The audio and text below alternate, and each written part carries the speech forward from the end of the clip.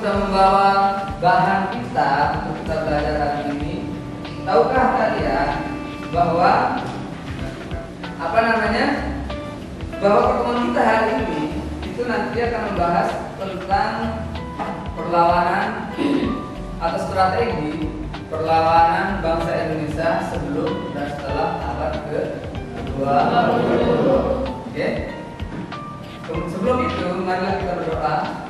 Mudah-mudahan pertemuan kita senantiasa mendapat ridho, hidayah dari Tuhan Yang Maha Kuasa. Baik, mari anak-anak sekalian berdoa dalam hati dengan hikmat, dengan sungguh-sungguh dimulai. Berdoa selesai. Terima kasih bagi anda yang sudah berdoa dengan hikmat, dengan sungguh-sungguh. Saya yakin doa kita itu ini pastinya akan dijaga oleh Tuhan. Oke ya, baik. Hari ini yang tidak hadir siapa? Hadir semua ya? Hadir semua. Untuk itu, karena kita senantiasa selalu hadir tepat waktu, kemudian kita selalu bersungguh-sungguh dalam belajar. Kemudian hari ini alhamdulillah tidak ada yang sakit, tidak ada yang izin.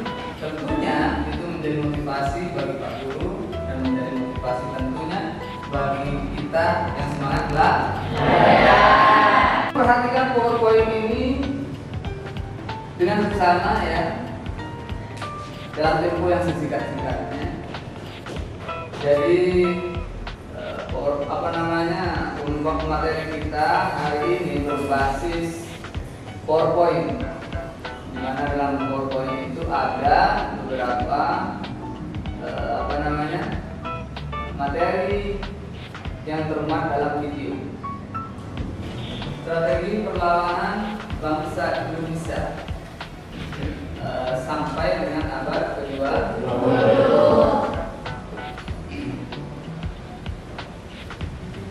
Coba perhatikan. Siapa yang tidak tahu dengan rempah-rempah? Semuanya tahu. Semua tahu ya? Ya.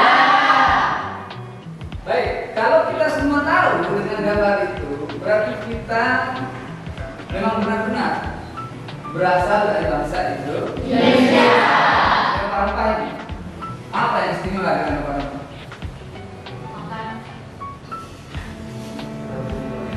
Rempah-rempah itu diminati tidak oleh bangsa barat dulu? Diminati. Kalau diminati berarti di negara mereka tidak ada, di negara kita banyak. Pertanyaannya, Anda bangga tidak dari bangsa Indonesia? Bangga ya? Iya. Kita jamin, kita pastikan dulu di Eropa gambar ini tidak pernah ada. Sehingga itulah yang menyebabkan nanti terjadi penjelajahan samudera. Kita materi sebelumnya adalah penjelajahan samudera. Apa Pak Guru tampilkan ini agar kita bisa mengingat sebagai bentuk apresiasi bahwa kita itu negara yang besar, harus dihormati, jaga. Setelah itu Pak Guru akan meminta nanti bukti bahwa Anda bekerja kelompok. Bukti kerja kelompoknya dengan apa? Dengan rangkuman secara tertulis yang akan menjadi bahan presentasi dari masing-masing kelompok. Maka ketika Anda melewati itu, Pak Guru bisa menjamin Anda akan lulus dari penilaian terkait materi strategi perlawanan bangsa Indonesia sampai abad ke-20. Oke ya, itu tujuan yang akan kita capai bersama-sama. Jadi Pak Guru sebelum kita memasuki ke materi intinya akan memberikan pretest untuk Anda. Pretest itu untuk mengetahui kemampuan awal kalian sebelum kita memulai materi. Jadi ini fungsinya kenapa kita harus melakukan pretest.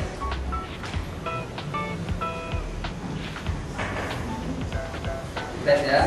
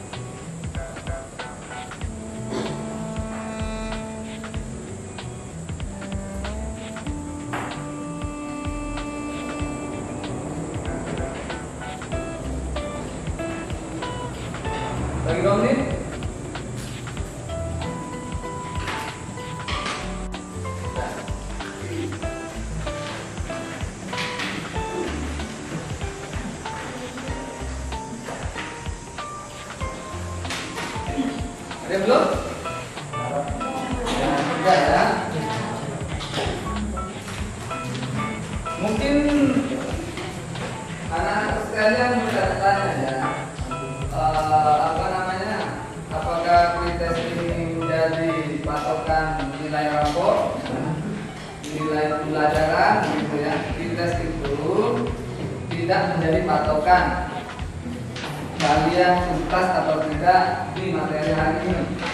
Jadi pretest itu hanya sekedar pengetahuan awal untuk kamu bisa mengetahui pengetahuan awal yang dimiliki oleh kalian, sehingga nanti kita bisa fokus dalam materi yang akan kita yang akan kita lakukan. Oke ya. Nah, kan ada yang tahu apa ini?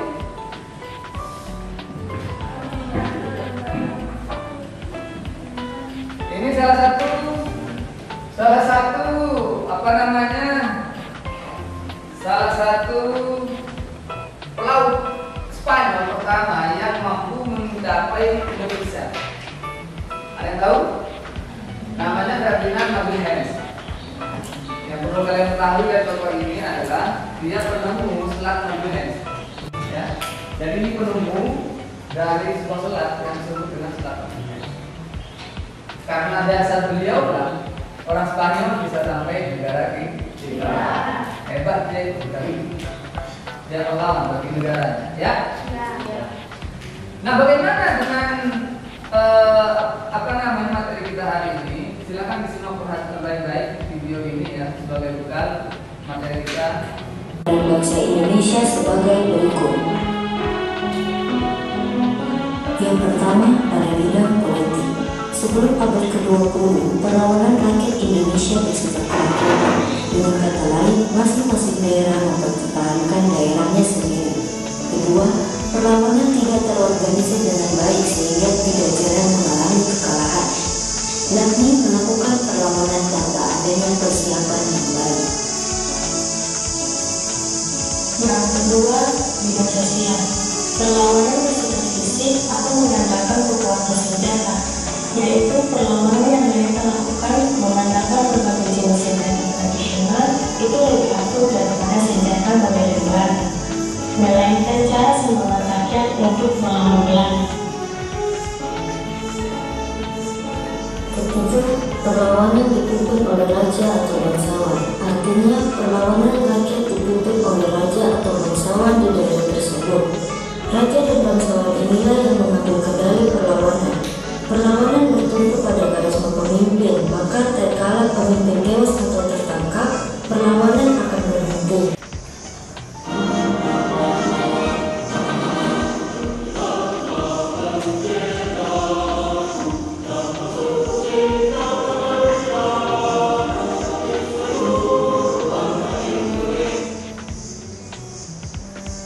Jadi itu video tentang gambaran umum tentang perlawanan strategi perlawanan bangsa Indonesia sebelum yang abad kedua. Yang tadi itu sebelum abad kedua. Apa yang kalian tangkap dari video itu? Kaptennya, apa yang bisa kalian tangkap dari video tadi? Sudah ada bayangan nggak? Sudah ada bayangan. Apa yang kalian tangkap? Apa yang saya tangkap?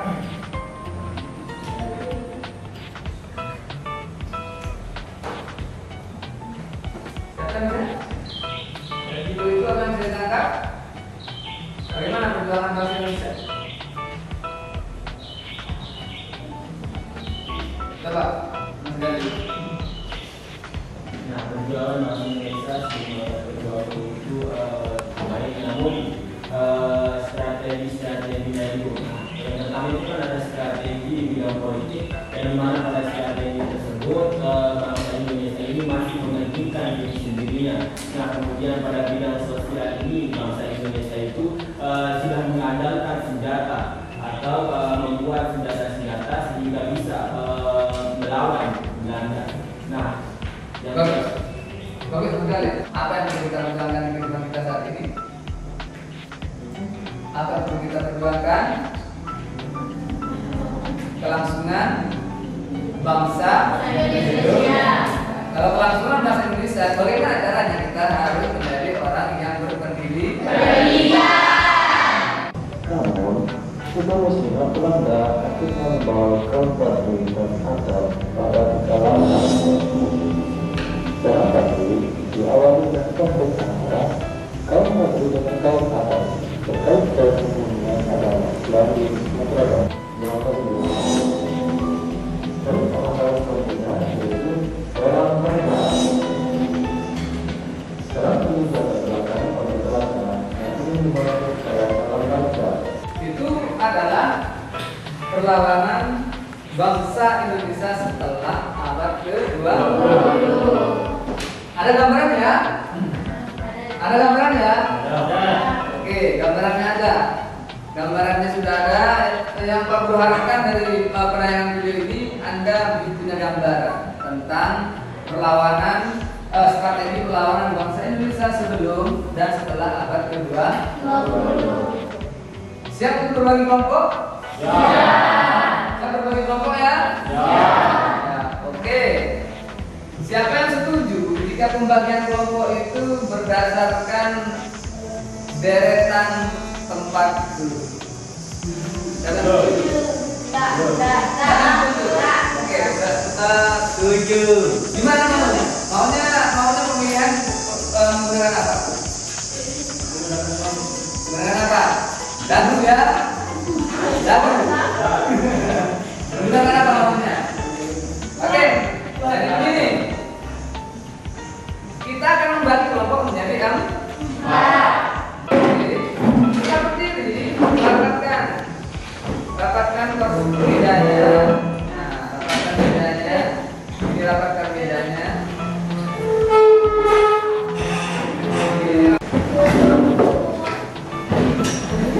Serangan Adipati Unus di Malaka. Serangan Adipati Unus di Malaka. Kelompok 3. Kelompok 3, permasalahan kelompok 3 itu membahas tentang perlawanan Fathahillah. Perlawanan Fathahillah ya. 1527 sampai dengan 1570. Yang kedua, perlawanan rakyat ternate. Perlawanan rakyat ternate. Kemudian kelompok 4. Kelompok 4 satu permasalahan yaitu perlawanan rakyat Minahasa. Oke ya. Pak, bagaimana dengan literatur? Pak Guru punya literatur. Siapkan HP-nya. Pak Guru. Halo, bentar dulu. Bentar dulu ya.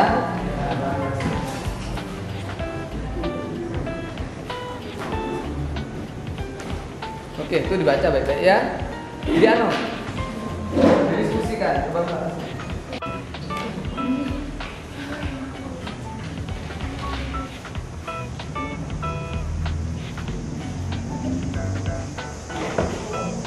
Mencakup latar belakang dari yang dasar sampai kepada yang kompleks, dari mulai sebab kedatangan bangsa Eropa ke Nusantara sampai kepada proses perjalanan. Sehingga setelah tiba di Nusantara itu nanti dia ngapain saja, apa yang dilakukan oleh dia, sehingga jadi motivasi bagi negara lain. Gitu ya? Ya, menggunakan Google. Jadi memang ada screenshot tentang itu.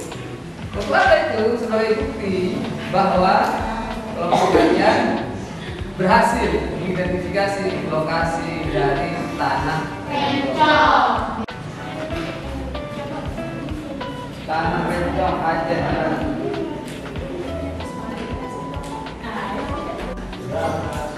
Apa saja tadi yang harus dibawakan?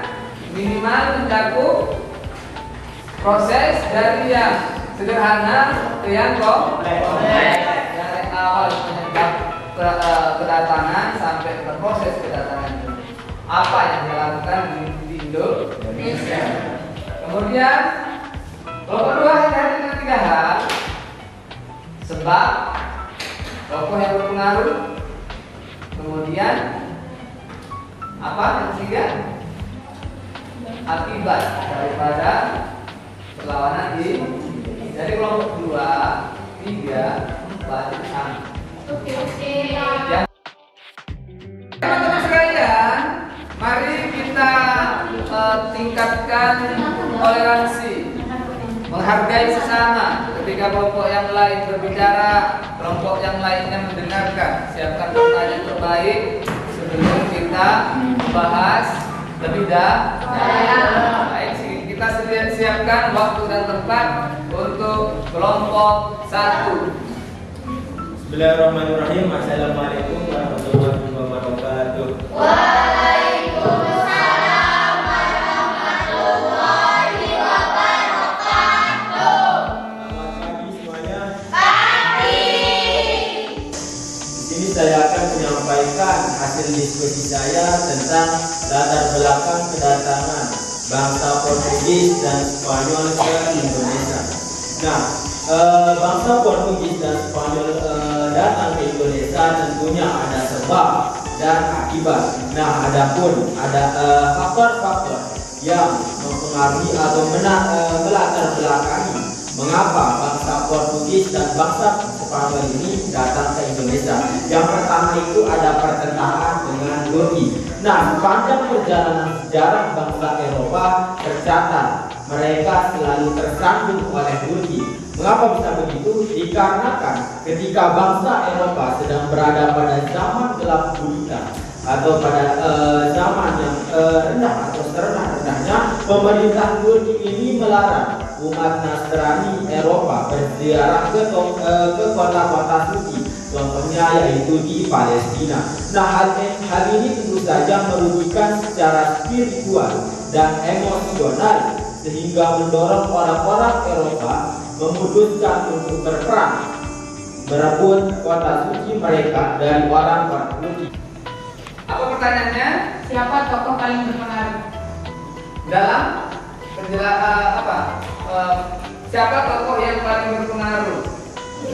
Ya, dalam upaya bangsa Spanyol mencapai kepulauan Indonesia, begitu ya? Ya. Nah, saya menjawab pertanyaan dari kelompok 4, siapa tokoh yang berpengaruh dalam latar belakang bangsa Portugis dan Spanyol ke Indonesia, yaitu Ferdinand Magellan.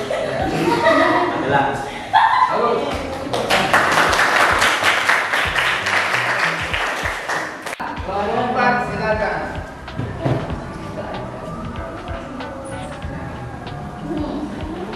Selamat pagi semuanya.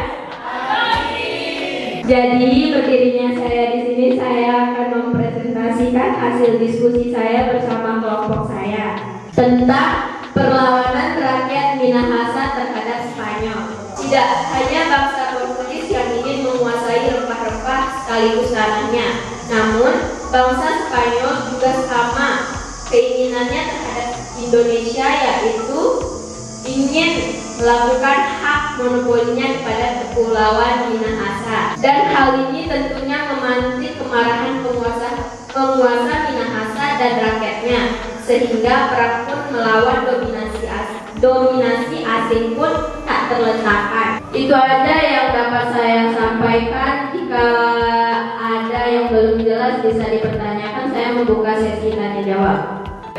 Ada yang bertanya? Kelompok berapa? Kelompok 1. Balas dendam kelompok 1 ya. Tadi kelompok 4 bertanya, sekarang kelompok 1 bertanya. Oke, yang lain bagaimana? Ada bertanya? Belum. Oke, silakan. Dan tadi kelompok 4 menjelaskan tentang perlawanan rakyat Minahasa terhadap Spanyol. Nah, yang saya ingin tanyakan adalah hal istimewa apa yang terdapat dalam Minahasa sehingga Spanyol ingin menguasai Minahasa tersebut. Bisa. Oke, silakan. Karena di Minahasa terdapat beras, ikan asin, dan juga terasi. dan juga cengkeh. Itu aja yang bisa saya jawab dari pertanyaannya. Oke, tepuk tangan. Jadi mode jawabannya itu mode jawaban singkat, jelas padat. Assalamualaikum warahmatullahi wabarakatuh.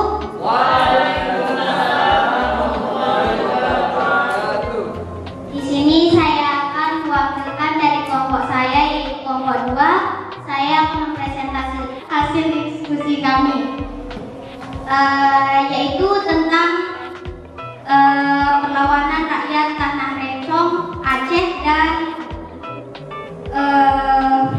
serangan Adipati Unus di Malaka. Perlawanan rakyat Tanah Rencong itu pada awalnya kedatangan bangsa Portugis untuk mencari tempat penghasil rempah-rempah dari berbagai penjelajah Portugis. Pada tahun 1511, Alfonso de Albuquerque berhasil menguasai Malaka yang menjadi tempat penting bagi perdagangan rempah-rempah.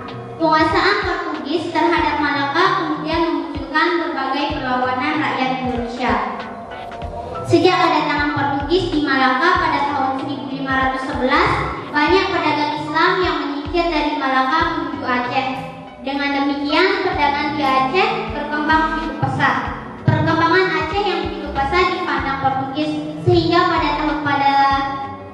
1523, Portugis melancarkan serangan ke Aceh di bawah pimpinan Henry Bus, dan menyusul pada tahun 1524 dipimpin oleh De Souza, namun selalu mengalami kegagalan.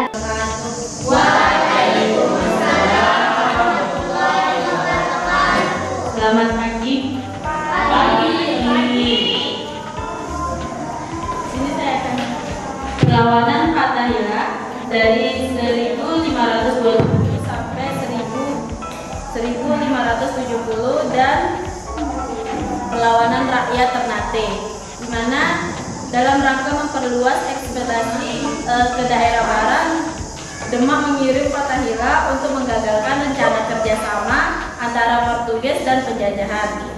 Pada tahun 1527, Fathahillah mengadakan penyerangan terhadap Portugis di Sunda Kelapa. Serangan tersebut berhasil mengusir Portugis dari Sunda Kelapa. Selanjutnya pada tanggal 22 Juni 1527, nama Sunda Kelapa diganti menjadi Jayakarta atau Jakarta, yang berarti kemenangan yang sempurna. Fathahillah diangkat oleh Sultan Tregono sebagai wakil Sultan Demak yang memerintah di Banten dan Jayakarta. Fathahillah dilahirkan sekitar tahun 1490 di Pasai, Sumatera Utara. Nama lain Fathahillah adalah Falatehan Fathahillah Khan Ratu Bagus Pase dan Ratu Sunda Kelapa. Ayahnya bernama Maulana Akhdar Ibrahim, selain guru agama Islam di Pasai. Jadi kakak semua, kelompok 1, 2, 3, 4, ada pertentangan besar yang terjadi di wilayah Maluku. Maluku itu wilayah penghasil rempah-rempah dengan kualitas terbaik di dunia.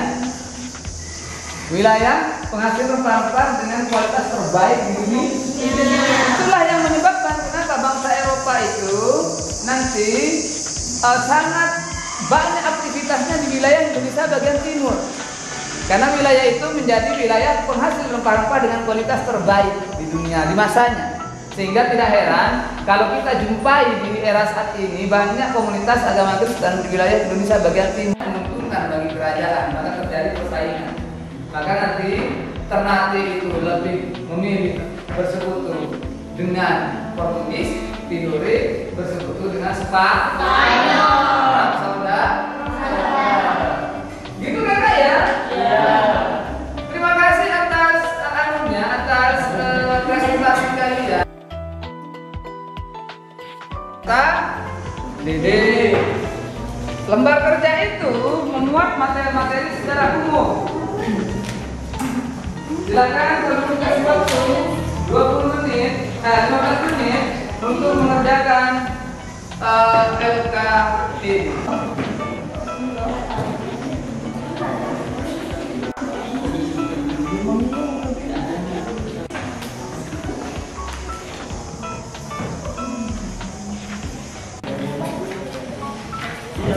Kalian tahu nggak fungsi LKPD itu apa? Tidak tahu. Lembar kerja peserta didik itu sebagai bukti tertulis hasil pekerjaan Anda untuk nanti kita kumpulkan menjadi sebuah portofolio penilaian keterampilan.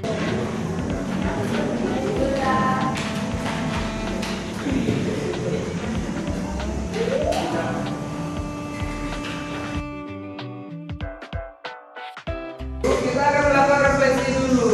Refleksi kelompok satu, ada kesan yang Anda kita utarakan dari pembelajaran kita hari ini. Kesannya kelompok satu untuk pembelajaran kita hari ini apa? Luar biasa. Menyenangkan. Kelompok dua? Menyenangkan ya. Materi apa yang kalian dapat hari ini?